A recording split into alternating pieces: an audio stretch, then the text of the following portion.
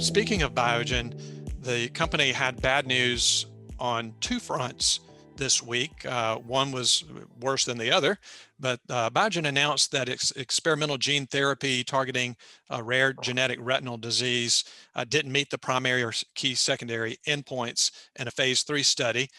Also, Biogen and its partner Sage Therapeutics, ticker there is SAGE, announced what the company's touted as positive results, but those results nonetheless disappointed investors.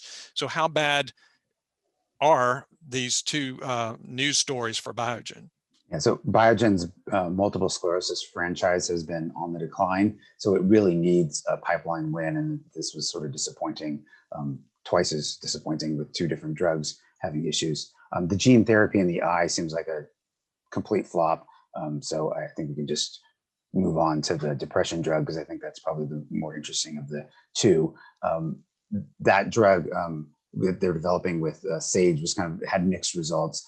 The drug worked better than placebo on day 15, but the difference wasn't all that great between the drug and placebo, although it was statistically significant. More importantly, it seemed like the peak was around day 3, and then there was a decline from there until the last reading on day 15. The data that I saw only showed a difference between the drug and placebo. So my question is whether the drug is, peaked at day 3 and got worse, or did the placebo just get better over time? And if it's the latter, I think that's probably much better data for the drug if it's just that there's a placebo effect and that we saw immediate efficacy that sort of plateaued, went up on day 3 and plateaued to day 15. That would be much better than having it peak on day 3 and go down.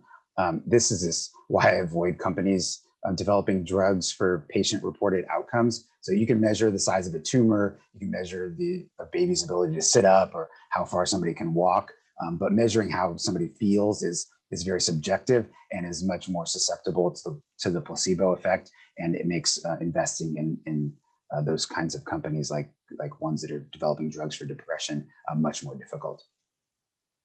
Yeah, Brian, I can't help but think how this news would have impacted Biogen had the company not received FDA approval for Aduhelm. This would have been, especially the gene therapy news, this would have been a pretty bad week for the company.